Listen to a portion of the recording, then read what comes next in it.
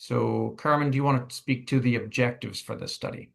So as David said, this is an early feasibility study, and as for a device, what that translates to is the key objectives are, is it safe? So in other words, we've shown this in the lab. We're very comfortable, hundreds of applications of this. Translating it to a human, there are obviously other factors: the human condition, the amount of pain or discomfort they might receive, etc. The amount of anxiety and the willingness to subject to it. So evaluating the safety of this, both from the application in the clinic, from the patient experience, and from the provider or the healthcare provider's experience. We're using a laser, and so laser has connotations of risk.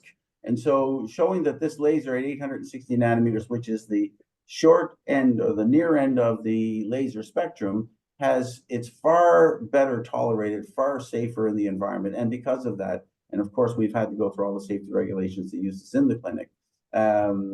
This is a low risk situation but that's the first objective. We can say that we're proving that. The second thing is tolerability. And again, so we're talking about tolerability. We're talking about there's a lot of factors that go to tolerability, not just the patient tolerating it in the moment. The patient, it's all very exciting. It takes minutes to an hour, depending on how many lesions, how many tumors we're treating.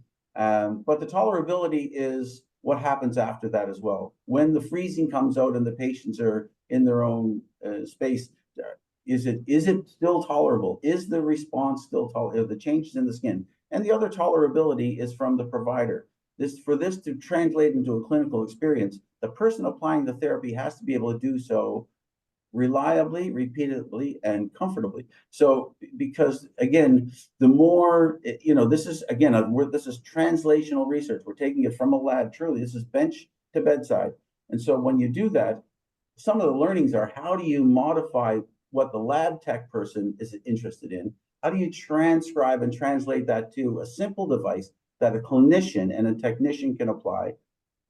As you know, a technician in a hospital doesn't always know all the intricacies of the machine they're working with, but they know all of the ability and inability and all the risk. And that's what we're translating right now. So this tolerability. And then once we get past that, we want to show. So this is the bullet 1 and bullet 2 are the focus of this trial. The third thing, though, and what we've talked about all to this point is, are we achieving what we believe we're achieving? And have we shown some impact in that tumor microenvironment? Now, the setup of this kind of trial, being it's in South America, we don't have obviously access to fresh tissue right away to do the fancy lab things we're doing, but we have access to tissue. Tissue meaning we will be, and there will be slides to go over what the protocol is, but we are looking for before and after effects to give us the confidence, the signal that yes, this is activating an immune response. And so we're looking at that tumor in terms of taking it, just like if you went to a hospital here and you had a tissue biopsy done, pathologists are going to look at this and they're going to look at the tissue before and after the treatment.